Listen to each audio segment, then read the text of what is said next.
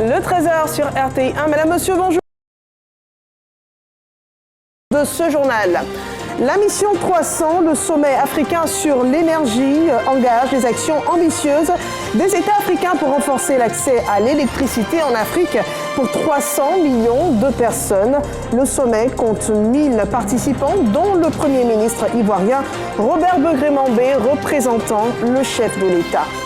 On parlera de sport dans ce journal. Loin des milieux sportifs professionnels très exigeants, Maracana, footing, marche sportive ou encore du vélo, ils sont nombreux à pratiquer ces sports amateurs, bien encouragés par les médecins. Le point dans ce journal.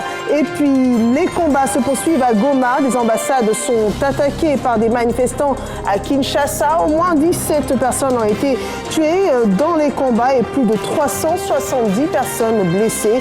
Un sommet extraordinaire de la communauté des États de l'Afrique de l'Est dédié à cette situation aura lieu demain. Mission 300, l'électricité pour 300 millions d'Africains à l'horizon 2030. Un défi qui réunit les chefs d'État africains et de gouvernement. Un sommet sur l'énergie ouvert à Dar es Salaam en Tanzanie.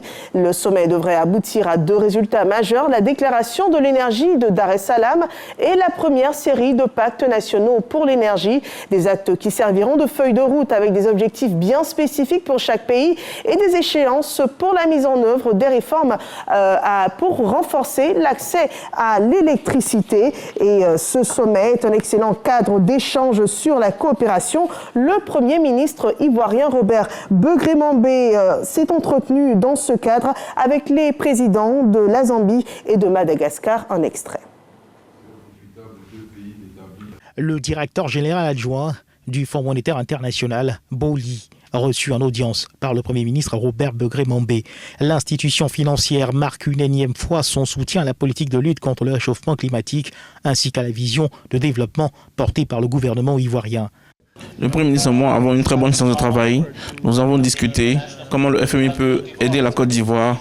Et nous voulons féliciter aussi le gouvernement de Côte d'Ivoire pour l'implémentation réussie des programmes financiers en cours qui ont permis justement de pouvoir débloquer un financement additionnel de 820 millions de dollars au mois de décembre 2024 pour aider la Côte d'Ivoire à avancer dans son programme de réforme économique et aussi dans sa lutte contre le changement climatique. Boli a pour mission de piloter les travaux du Fonds monétaire international sur environ 90 pays. Et à ce sommet sont présentés les pactes nationaux pour l'énergie. La Côte d'Ivoire porte donc sa voix avec le Premier ministre. Le point de Herman Kiffé. Session de présentation du pacte national de l'énergie de la Côte d'Ivoire à Dar es Salaam en Tanzanie, en présence du chef du gouvernement, Robert Begré-Mambé. Ce pacte national est la feuille de route mise sur pied par le gouvernement ivoirien pour conduire ses ambitions en termes d'amélioration de son secteur énergétique, l'amélioration de la connectivité des populations à l'électricité. La Côte d'Ivoire félicitée pour le dynamisme de son secteur énergétique et pour ses priorités fixées par le gouvernement dans le cadre de l'atteinte de ses objectifs. Sur l'accès, la Côte d'Ivoire a réalisé des progrès impressionnants, avec un taux de desserte de 64% et un taux de couverture de 88% en 2023. La Côte d'Ivoire fait partie des rares pays africains qui sont sur la bonne voie pour atteindre l'accès universel d'ici 2030. Son objectif de 45% d'énergie renouvelable aligné sur la contribution du tribunal national est également louable. Et nous sommes heureux de voir des plans d'action concrets pour atteindre ces 2 étapes importantes. Des efforts restent toutefois nécessaires pour soutenir cet élan. Et le secteur privé pourrait être un bon partenaire pour accompagner cette dynamique. Au départ, il y avait une vision. Et la vision du président Alassane Ouattara, c'était de dire qu'il veut que dans moins de 10 ans, nous puissions raccorder toutes les localités de plus de 500 âmes dans notre pays à l'horizon 2025. On y est presque puisque nous sommes aujourd'hui à 98% des localités de notre pays qui sont couvertes. Pour y arriver, il a fallu mobiliser des investissements. Pour y arriver, il a fallu faire des réformes. Aujourd'hui, en termes de taux d'accès, donc le chiffre d'actualité, c'est 70%. nous avons moins de 1,4% d'Ivoiriens qui vivent dans des localités où il n'y a pas d'électricité. Donc 98,6%. Aujourd'hui, nous sommes heureux de vous présenter notre pacte parce qu'en réalité, malgré ces résultats, nous avons des défis. Et parmi ces défis, il y en a d'autres que nous ne pouvions pas relever seuls. C'est pour ça que nous accueillons favorablement le cadre de ce compact. Les partenaires financiers et investisseurs prêts à accompagner ce pacte national présenté par la Côte d'Ivoire. Mesdames et messieurs, permettez-moi de saluer le gouvernement de la Côte d'Ivoire ainsi que vos départements ministériels respectifs pour le travail remarquable accompli dans la préparation du compact énergie de la Côte d'Ivoire. Nous avons le plaisir d'annoncer que la banque augmentera son soutien pour fournir de l'électricité à au moins 1,6 million de personnes supplémentaires en Côte d'Ivoire dans le cadre de l'initiative M300. Nous réitérons tous nos engagements d'accompagner le pays aux côtés des autres partenaires au développement et du secteur privé à relever ces défis de compact énergie, car c'est dans ce cadre que nous allons ensemble travailler pour permettre à la République de Côte d'Ivoire de bénéficier d'une énergie propre, fiable, accessible et à un coût abordable. Le chef du gouvernement, Robert Begré-Mambé, se félicite des résultats obtenus et sait pouvoir compter sur l'appui des partenaires économiques afin d'amplifier l'action engagée sur le terrain. Les félicitations que la Côte d'Ivoire a récoltées proviennent essentiellement de la qualité du travail du président de la République en ce qui concerne les domaines d'activité qui renforcent le dispositif d'évolution de notre économie et notamment en ce qui concerne l'énergie. Nous avons présenté un document que tous les participants ont apprécié, après analyse, et ont reconnu que la qualité a été de mise dans la présentation du document et surtout dans la perspective qui se dessine pour l'énergie en Côte d'Ivoire. Ils ont aussi apprécié la qualité des hommes qui gèrent le secteur énergétique et surtout la qualité de la prospective qui se dessine et qui montre que dans ce domaine, notre pays est un exemple. Je voudrais féliciter donc tous les collaborateurs avec qui nous avons travaillé, en commençant par M. le ministre des Mines, du Pétrole et de l'Énergie, qui a un environnement de travail extraordinaire. Et ce que nous retenons aussi, c'est que les perspectives sont très bonnes pour ce qui concerne notre pays et nous devons redoubler de vigilance parce que c'est un système de travail que nous avons adopté. Il ne faut jamais se satisfaire de ce qui a été réalisé. Il faut toujours voir ce qui reste à réaliser pour offrir aux Ivoiriens le meilleur qu'ils puissent attendre. Donc nous repartons avec beaucoup de satisfaction, beaucoup d'engagement des investisseurs qui sont décidés à intervenir en Côte d'Ivoire pour porter notre mix énergétique à près de 45% en 2030 et faire de la Côte d'Ivoire un hub énergétique qui va distiller ses capacités dans toute la sous-région et faire en sorte que dans ce domaine, nous soyons encore parmi les meilleurs. Nous repartons d'ici renforcés par la conviction que les orientations du président sont très claires, dynamiques et s'inscrivent dans la perspective d'une Côte d'Ivoire solide. Partenaires financiers et potentiels investisseurs, tous ont exprimé leur volonté de s'engager davantage dans le développement du secteur des énergies en Côte d'Ivoire. Et la première journée de ce sommet africain sur l'énergie a été marquée par des panels sur les politiques et réformes nécessaires pour transformer le secteur énergétique en Afrique. Herman Guivet. Cérémonie d'ouverture du sommet des chefs d'État africains et de gouvernement sur l'énergie. Le gouvernement tanzanien heureux d'accueillir sur son sol le millier de participants venus prendre part à ce rendez-vous international qui se donne pour objectif de rechercher des solutions innovantes afin de mettre de l'électricité à disposition d'environ 300 millions d'Africains d'ici à 2030. Et parlant de solutions innovantes, les panélistes, ministres des énergies des pays africains ont l'un après l'autre exposé sur les actions engagées par leurs États pour lutter contre la pauvreté énergétique. Le ministre ivoirien des Mines et de l'Énergie, Mamadou Sangafoua Koulibaly, ouvre les échanges. Notre pays a un potentiel, notamment en ce qui concerne le gaz, l'hydro.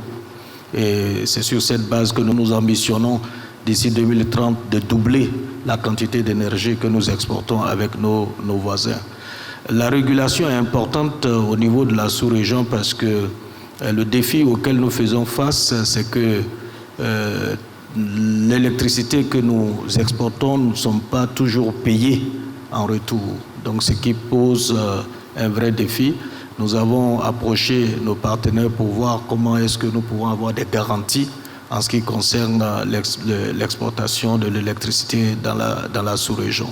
Nous avons insisté là-dessus parce que si le marché sous-régional est régulé et que nous n'avons pas de garanties d'être payés en retour, ça va être difficile que le marché fonctionne. Donc je voudrais vraiment indiquer que c'est une grande opportunité d'avoir une approche intégrée. Je voudrais saluer cette approche méthodologique de la Banque africaine de développement et de la Banque mondiale. Le Kenya a lui opté pour un système qui permet au secteur privé d'investir dans le secteur énergétique, selon son ministre de l'Énergie. Au ministre nigérian de l'Énergie de soutenir que l'ambition de son pays, c'est d'avoir l'accès total à l'énergie propre en 2030. L'Afrique du Sud, seul État du continent africain membre du G20, ne manque pas d'indiquer ses priorités en matière d'énergie. Principal sujet abordé au cours de ce panel, les capacités des États africains à faire face aux défis énergétiques sur le continent à travers la politique et les réformes nécessaires pour transformer l'énergie africaine. Le sommet des chefs d'État ici, c'est pour avoir l'engagement de tous les chefs d'État africains pour que nous puissions ensemble essayer de faire en sorte que 300 millions d'Africains puissent sortir de l'obscurité grâce au concours de la Banque mondiale et de la Banque africaine de développement ainsi que les organisations philanthropiques. Si l'électricité était considérée autrefois comme un luxe, aujourd'hui, c'est une nécessité. Ces propos de Amina Mohamed, secrétaire générale adjointe des Nations Unies, reflètent la qualité des ambitions exprimées à l'ouverture de ce sommet. Et voilà un sommet africain sur l'énergie, mais surtout une approche africaine et des pays africains pour des réformes afin d'élargir l'accès à l'électricité fiable, une électricité fiable, abordable, durable pour 300 millions d'Africains sur les 600 millions de personnes qui sont privées d'électricité sur le continent. Un autre sujet qui concerne le continent africain, il s'agit de la 35e édition de la Coupe d'Afrique des Nations, la CAN 2025, qui se jouera au Maroc. Après le tirage au sort hier, les 24 équipes qualifiées sont réparties dans 6 poules et la Côte d'Ivoire est maintenant située sur ses adversaires. Elle est logée dans le groupe F. Les éléphants feront face au Cameroun, au Mozambique et au Gabon, au Salif Ouattara. Faye Emers et son commando sont enfin situés. Après plus d'une heure de suspense marquée par des prestations d'artistes et vidéos de promotion touristique de la destination Maroc, le tirage au sort de la CAN 2025 s'est montré plutôt clément pour les éléphants qui héritent de la poule F avec pour adversaires le Cameroun, le Gabon et le Mozambique. Le sélectionneur Faye Emers promet de ratisser large afin de renforcer son commando. Logés à Marrakech, les éléphants recevront leur match de poule dans l'enceinte du grand stade de Marrakech, fort de ses 45 000 places. Mais les champions d'Afrique en titre iront également jouer à Agadir, ville où leurs 3 adversaires seront logés. Quant au pays hôte, le Maroc, le tirage est plutôt équilibré avec le Mali, la Zambie et les Comores. 3 équipes qui ont montré qu'elles sont des troupes faites depuis 2 éditions de la CAN. La CAN Maroc 2025 se jouera du 21 décembre 2025 au 18 janvier 2026. Une édition sur laquelle le royaume chérifien compte pour charmer ses visiteurs puisqu'il co-organisera la Coupe du monde de football avec l'Espagne et le Portugal.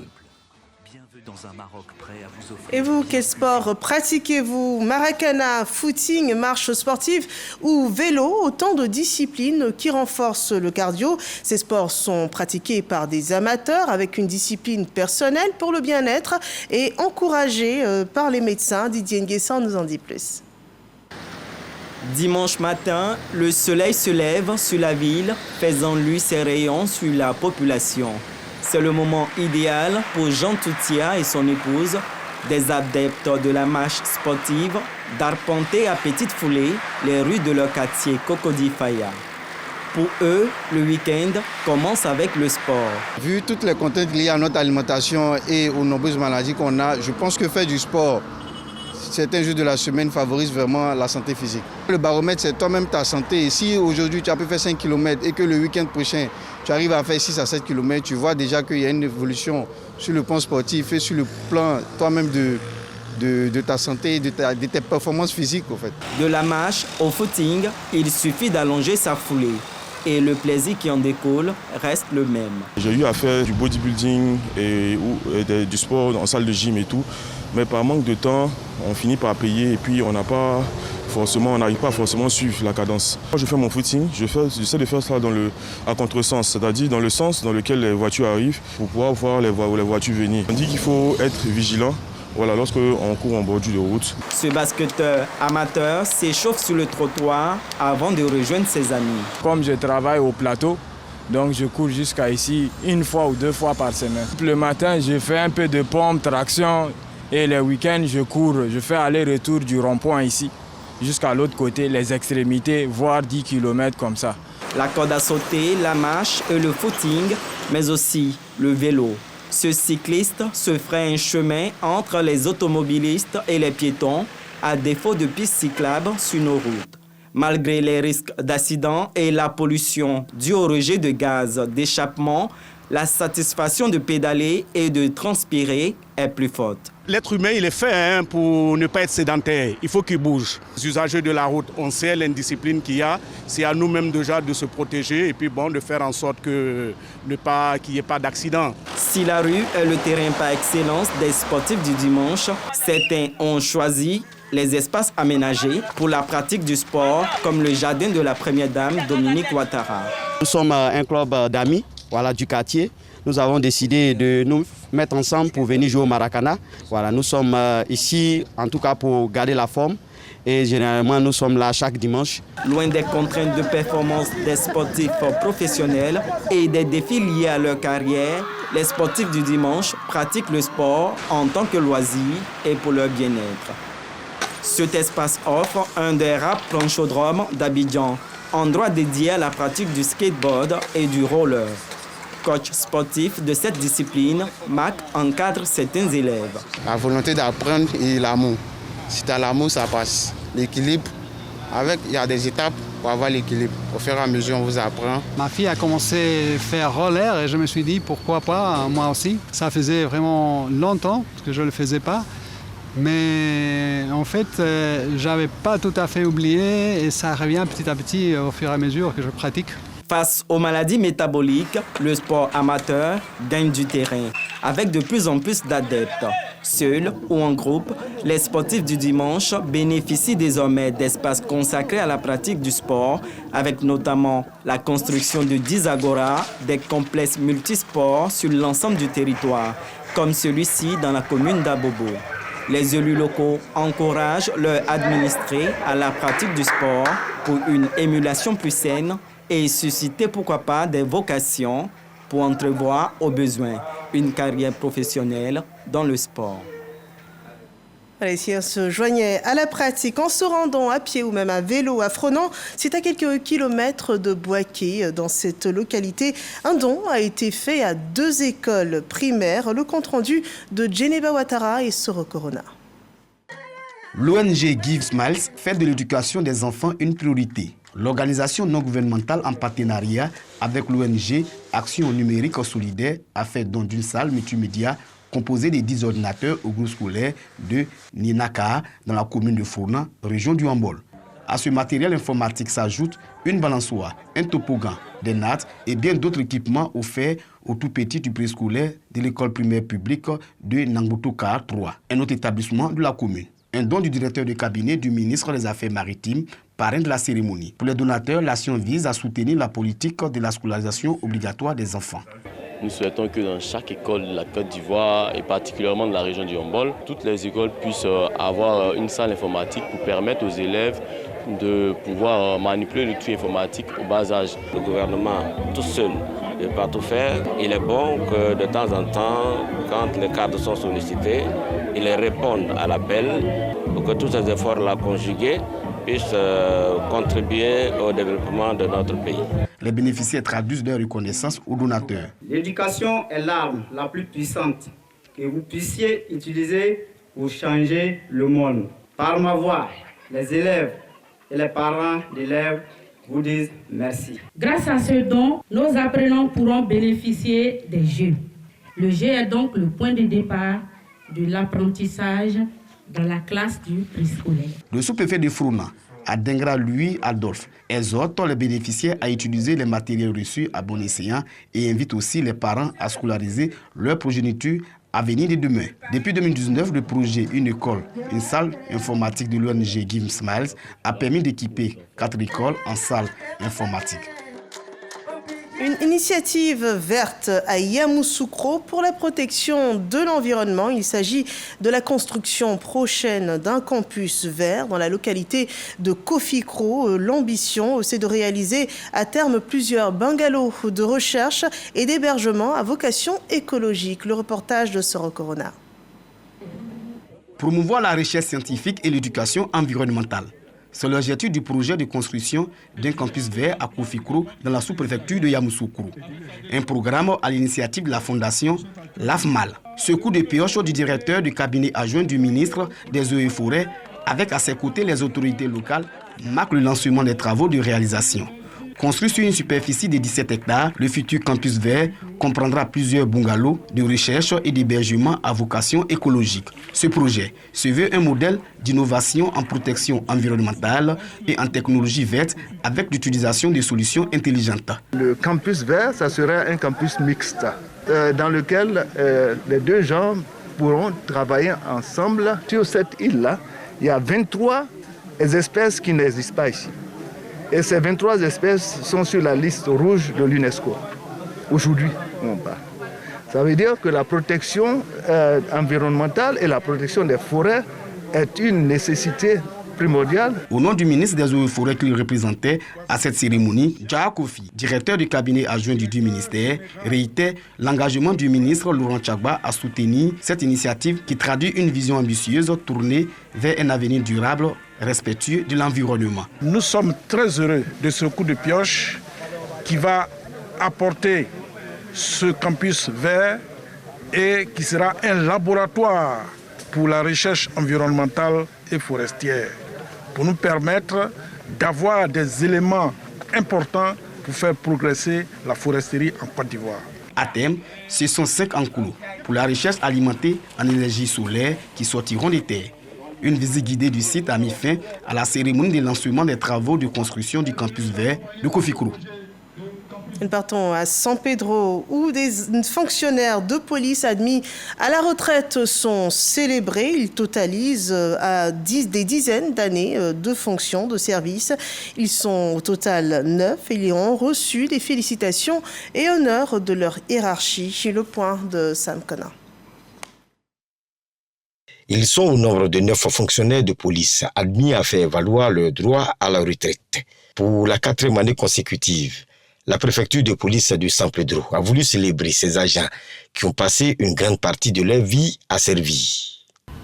Je voudrais vous dire, à vous émérites retraités, un grand merci pour le service rendu à la nation ivoirienne et à l'institution policière. Vous partez certes, mais vous demeurez dans notre cœur. Cette cérémonie est bien plus qu'un simple événement. C'est une occasion précieuse de reconnaître le rôle essentiel que vous avez joué et que vous continuez de jouer dans le développement de notre communauté de San Pedro. Grâce à votre dévouement, nos concitoyens peuvent vivre et travailler dans un environnement de paix et de sécurité. Comme des vaillants soldats, ces fonctionnaires de police qui ont passé pour la plupart plus de 30 années de service se félicitent d'avoir été utiles. Je prends la parole en ce jour au nom des récipiendaires pour remercier. Le remerciement va d'abord à l'encontre du premier des Ivoiriens qui fait beaucoup d'efforts pour la sécurité. La CGRAE, Caisse générale de retraite des agents de l'État, a animé 2 conférences sur 2 thèmes.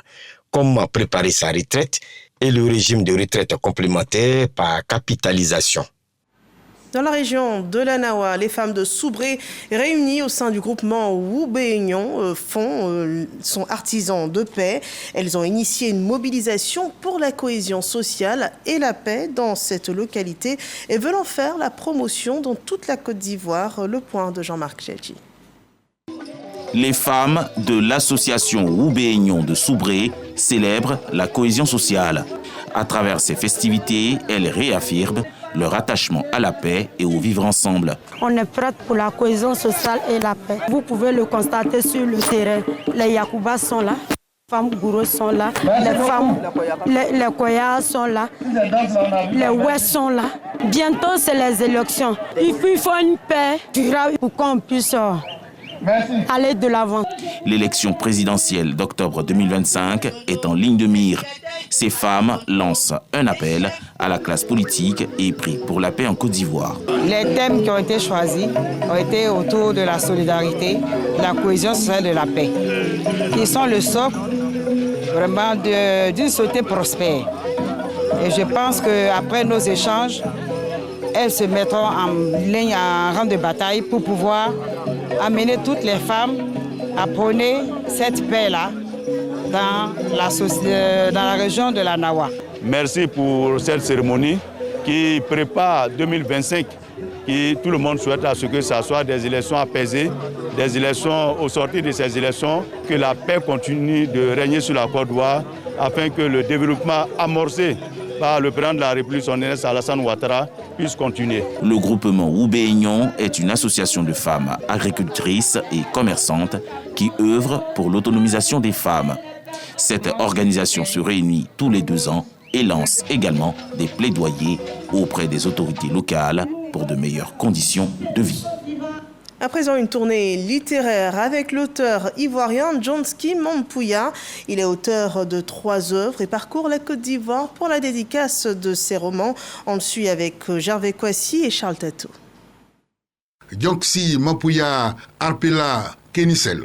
L'auteur entend à travers ses écrits apporter sa contribution à l'essor économique et à la stabilité sociale. Pour le premier livre, à savoir le rôle d'un citoyen envers son pays, Djonski Mampouya Arpela Kénissel entend promouvoir la culture du civisme et du respect du bien public, gage, selon lui, d'un État qui aspire à une paix véritable. Pour le livre « Tactiques et procédures pour réussir une vente », l'écrivain dit contribuer à aider les personnes physiques et morales qui opèrent dans le monde de l'entrepreneuriat à réussir, sinon à rendre plus dynamique leurs activités. Alassane Ouattara, bâtisseur infatigable d'une Côte d'Ivoire unie et prospère, dira l'auteur, est un hommage à cet éminent économiste patriote qui a su transformer la Côte d'Ivoire en s'appuyant sur les 8 fondamentaux exigés pour la dignité humaine. Lire est important, essentiel pour le développement même de soi. Et lire est aussi important pour s'auto-former. Si nous ne lisons pas, comment se former? Ces œuvres disponibles dans les librairies retiennent les attentions. Ces 3 ouvrages sont de très belles factures. Et moi, je pense qu'avec les titres déjà, c'est très alléchant. À travers aujourd'hui ces ouvrages, ces auteurs nous édifient sur beaucoup de choses. Cette triade permet d'avoir effectivement le développement escompté. Outre Bouaké, ce sont les villes de Yamoussoukro, Korogo, Odene et San Pedro qui vont accueillir l'écrivain Djonski Mampouya Arpela Kénissel. L'actualité internationale marquée par les événements dans l'est de la République démocratique du Congo. Des combats se poursuivent encore ce mardi à Goma. 17 personnes tuées et 370 personnes blessées. Plusieurs quartiers de cette immense ville seraient aux mains des rebelles du M23 aidés de soldats rwandais, que condamne la communauté internationale. Et demain se tiendra sur ce point un sommet extraordinaire de la communauté d'Afrique de l'Est en présence des présidents rwandais et de la RDC. Une nouvelle réunion également du Conseil de sécurité de l'ONU est annoncée à New York cet après-midi. Et du côté de l'Union africaine, une session d'urgence du Conseil paix et sécurité.